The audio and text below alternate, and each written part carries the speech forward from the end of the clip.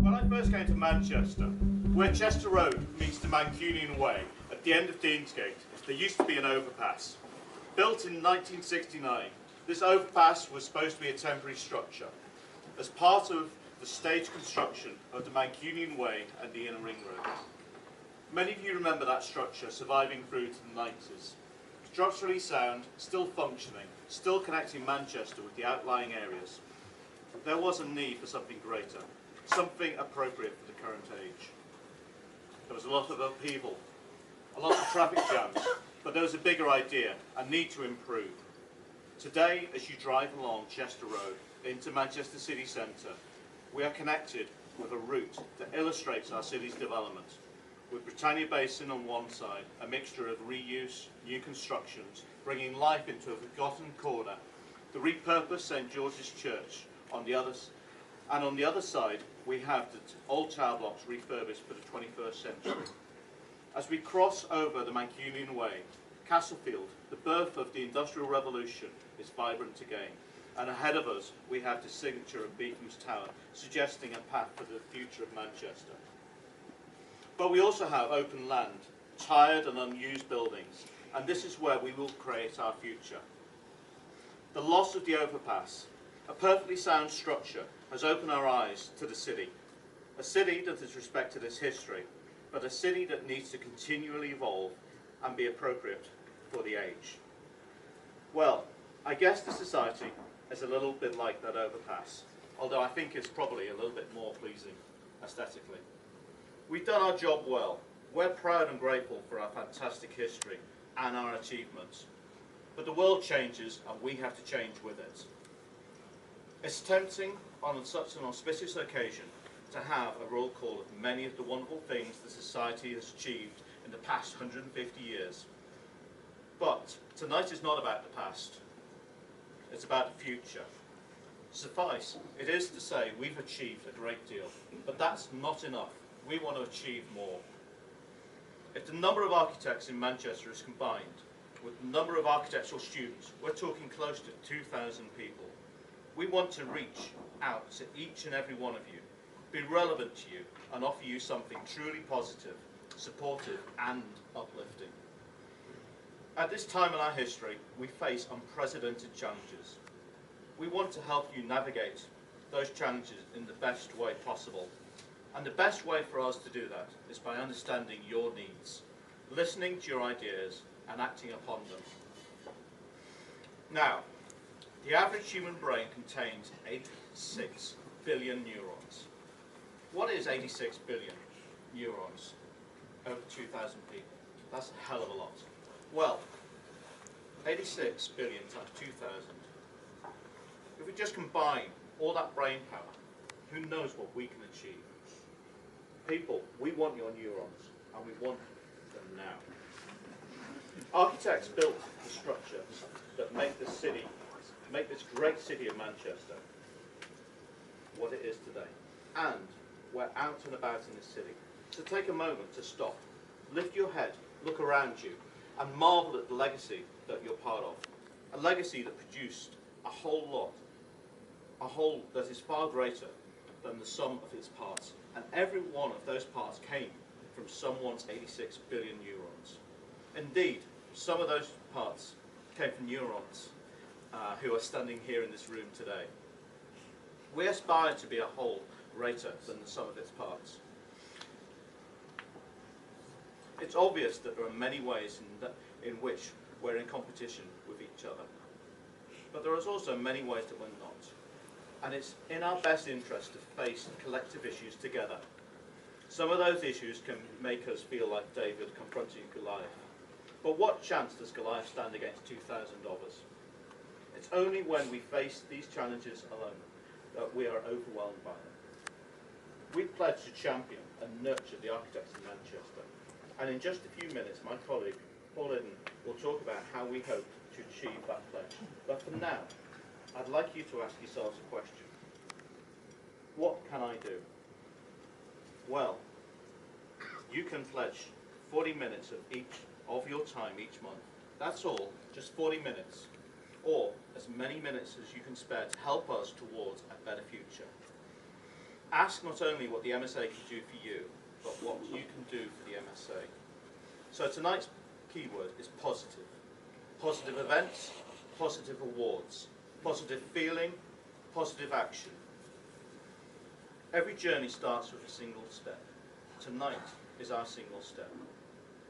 How great or how small that journey will be is a matter in your hands. So thank you.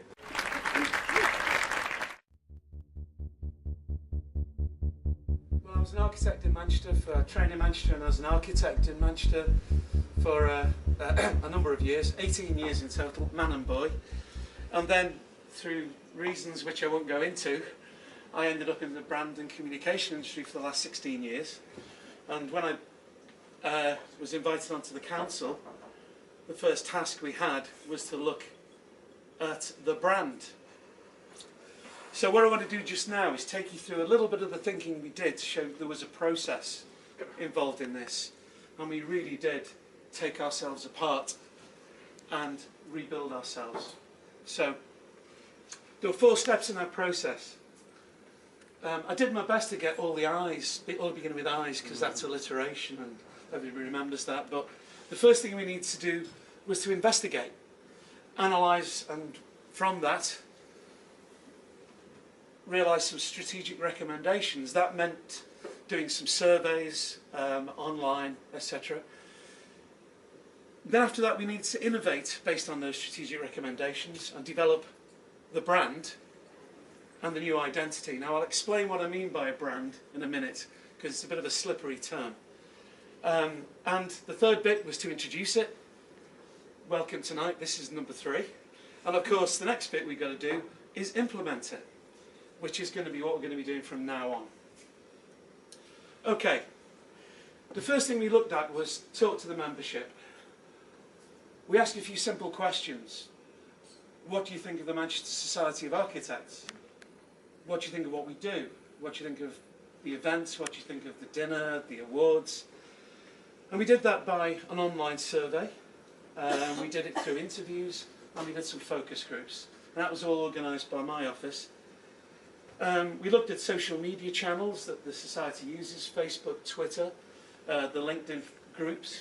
And we looked at attendance and events, and we went to CPDs, and we got anecdotal feedback from members who were very forthcoming, I have to say. Thank you very much for your honest appraisal. What did that reveal? Well, there are some issues. There are a lot of issues that we need to address. And to my fellow council members and the people involved, it's been a bit of a painful process, I think it's fair to say. But it's been a good one. What did we find out? Well, we need an up-to-date strategy on what we do and how we do things. We need better and more relevant activities for where we are now. And we need to appeal to a wider audience, especially the larger practices and the younger members. We have to be relevant to everybody.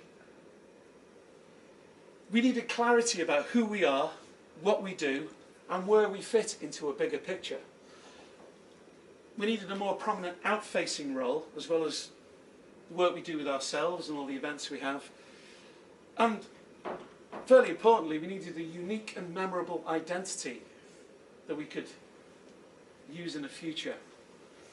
Okay, a brand. Now, probably most people, when you say a brand, they think of a logo. Okay, and there's, a logo is a point of entry to a brand, but a brand is much more than that. A brand is all of those things there. It's our values, what we do, the context we're in, the face we put on the show to the world, the benefits we offer, our ambition, how we position ourselves in our marketplace, which I'll talk about in a moment. So a brand is everything that the society is and does and how it communicates. So a brand is everything, really. So where do we fit into the big picture? This was something we did. This is what we call positioning. We looked at what everybody did in our community. We looked at the RIBA did generally, nationally. We looked at the RIBA Northwest did regionally, the university, and of course the Manchester Society of Architects. Now the important thing is that we don't all sit on top of each other, that we all try and fulfill slightly different roles but overlap so we all can work together. So this was a way of thinking about it. Obviously the RIBA has a national formal role, and as you work back this way, the Manchester Society can have a more local and a more offbeat role, so that we're a bit different. So, do you understand what I mean by that? Yeah, it's just it's owning a different space in people's minds. And then there's the name, the Manchester Society of Architects, okay? Very grand, been around for 150 or something years, 149 years, beg your pardon. Well, for reasons I'll come to in a moment, we needed a simple identity that had impact, that expressed what we are today, and also at the same time clears up any confusion with all the other MSAs that there are about, and there's plenty of them. I keep finding them actually. Now I know for most people these things don't get confusing, but when you say MSA, sometimes you mean society. So if there's any confusion, that's a problem. We don't want anybody confused about who we are. So when we looked at all this, we thought this is our opportunity to create a new identity. Okay, who are we talking to? As part of a brand, what you have to understand is who is your target market? Who's your target groups? Okay, you've seen our mission statement, but our core target is architects in Manchester, Manchester architects.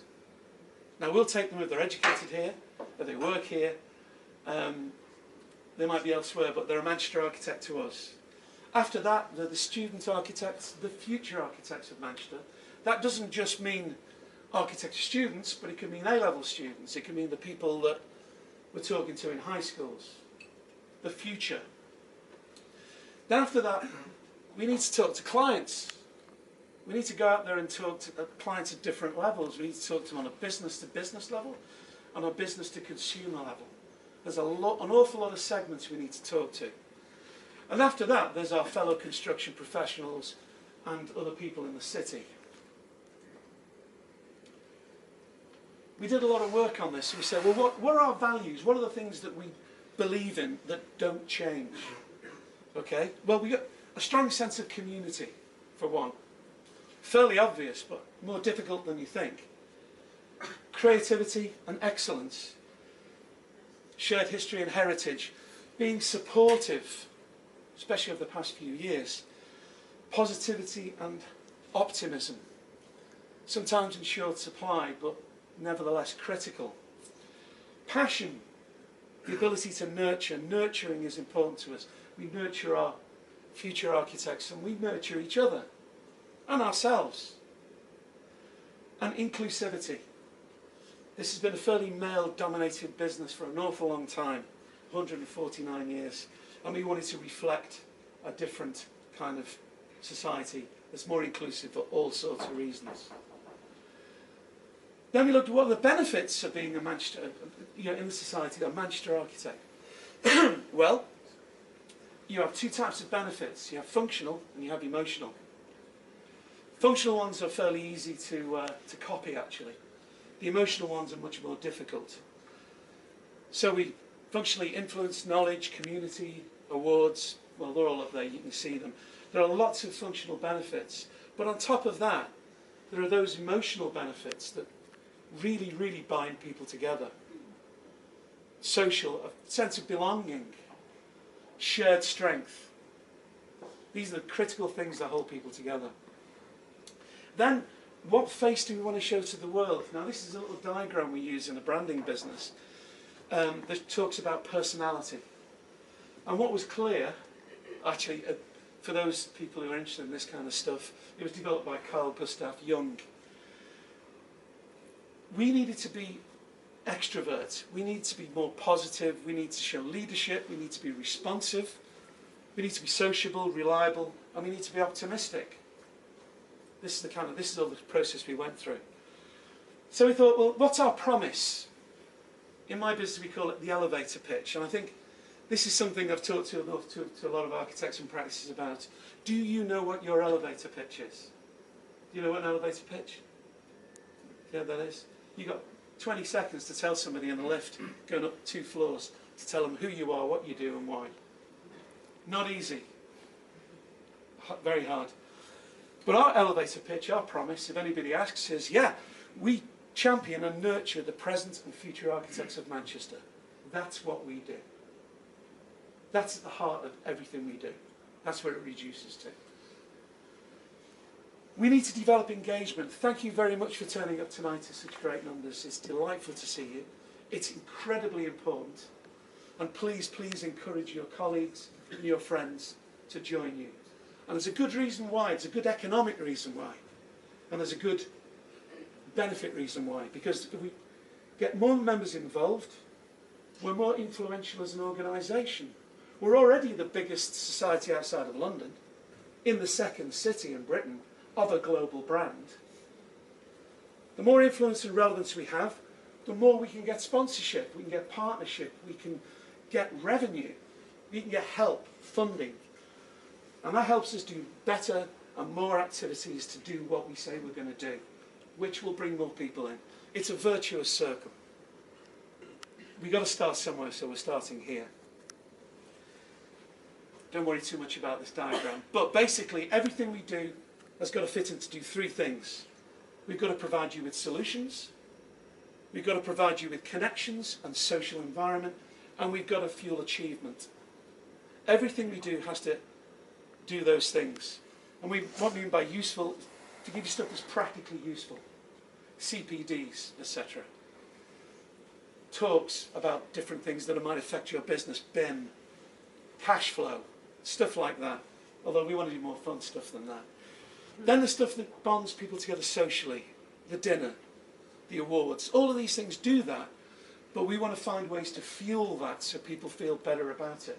It's always easier to bond socially when you've all focused on something else, like a lecture or something like that. And then on top of that, we want to help people achieve stuff and give a purpose to their lives. Now, the awards are one example of that. But there's also all sorts of other stuff for students, sponsorships, mentoring, etc. So we've got an inward strategy and we've got an outward strategy. Okay? Our inward one is using that mission that we talked about, our promise. We're going to enhance the familiar favourite events. We know people like the dinner, we know people like the awards. They're important. But they're going to be subtly different going forward. We're going to examine everything we do through that filter. We're going to reformat the lecture series so we don't do what everybody else does. We want to be more entertaining, more enlightening, and make it more enjoyable. And a wider range of useful subjects. All sorts of stuff that you may not think relevant, but are. And we'll be asking for suggestions on that. Enhanced and broader awards. Looking at the way the awards work, the categories and how people are recognised. Especially with the smaller practices. And better and more relevant CPDs to meet your needs. I've been to a few recently and I don't know how you do it, I really don't. We're working with them to improve that. And then there's outbound, and this is what everybody wants. Talking to all the people I've been speaking to in the practices, thank you for bearing with me. Together, and that kind of numbers, we can start to engage more with our industry. We can engage with clients, contractors, influencers and authorities. Individually it's difficult. Collectively we can have events and set up occasions where we engage with them in all sorts of ways. We can use this as an opportunity to challenge the status quo, the accepted assumptions and attitudes that have been dwelling around for a long time. And we can also try and shift perceptions. Now, I'm not saying this is easy, but you've got to start somewhere. We can showcase Manchester architects. to the city and beyond. We're a global brand, ladies and gents. We don't want our city fathers going somewhere else for our talent to build things in the city. We want to be first on the list. And to do that, we're going to create significant events that have been beyond the scope of the society before. I call them BHAGs. Anybody heard that before? We want something with big, hairy, audacious goals. Yeah? You want to really go for it. Nearly finished. Thank you for listening. Now, a brand, we say to our clients, is a zip file of meaning. If you see the McDonald's arches, the minute you see it, it unpacks all sorts of thoughts in your head. Happy, whatever, well, all kinds of things. But basically, it unzips inside your head, and you have an emotional response, and you have a functional response. So, we need something to actually provoke that response. We need the delivery mechanism for that zip file of meaning that sums up all the things I've just talked about and our strategy. Good evening, everybody. So what's the meaning behind the new identity? As designers all here, I'm sure you have your own thoughts. I'm going to spend the next few minutes to give you the reasons and rationale behind the identity. The first stage, we took a look at the history of Manchester. Modern Manchester is notable for its architecture, culture, music scene, media, science, engineering, social impact and sporting connections. Manchester's history, of course, is connected to the textile manufacture during the Industrial Revolution. Manchester was dubbed the Cottonopolis and warehouse city of the Victorian era. But following the bombing in 1996, the city went through a large architectural redevelopment, leading to a rich variety of architectural styles. The next stage of our process, we looked at the icons of Manchester. This was key kind of identities that the majority of you, I'm sure, will recognise. Looking at Manchester, old and new, take you through factory records and Welcome to Manchester, both associated to Peter Saville, which obviously got huge, great roots to this city. Now, global brand, that is Manchester United. They actually dropped the football club from the brand identity to have it as a global brand, just Manchester United. Of course, others include the Metro, Manchester City, which is now becoming obviously a global brand in itself, and finally the Boddington's brand mark, which is associated obviously the cream of Manchester. It wasn't just the Boddington's brand that used the symbolic icon. It was long associated within Manchester. It was the busy bee. Manchester has a deep heritage towards the bee, especially during the Industrial Revolution. Bees are known as hard workers with a vital role to play in the ecosystem. Bees' natural architecture, of course, is the honeycomb, which is massive hexagonal wax cells. Mancunian architects have changed and defined the way Manchester looks, taking the lead of motto, not to follow. In Manchester, determination to become one of the leading European cities. So this gave us a platform to grow and shape an iconic symbol. The next stage of the process, I'll go back to the equation. If we go back to the equation, simple form, you have the Mancunian architect plus architecture equals the MSA. So the next stage of this process took us to look at nature. Patterns in nature are visible regularities of form found in natural world. Architects have applied the hexagon shape into structures for centuries. Example, as you probably all well know, the Buckminster Fuller. This explores the theory that many architects take design values based on the idea that nature can provide inspiration. Natural patterns obviously include symmetries, trees, spirals, waves, arrays, stripes, for example. So, as we know, architecture isn't flat. So we took the hexagon, developed a symbol and identity, a theory of patterns in nature, applying a natural pattern to create a symmetry to emphasise a spiral of growth. A hexagon is, of course, a meeting of a circle and a square.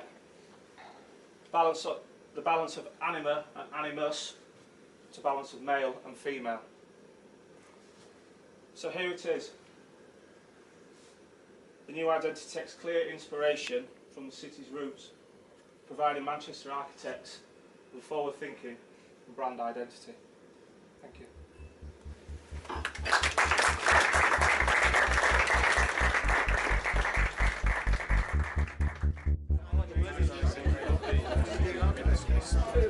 Why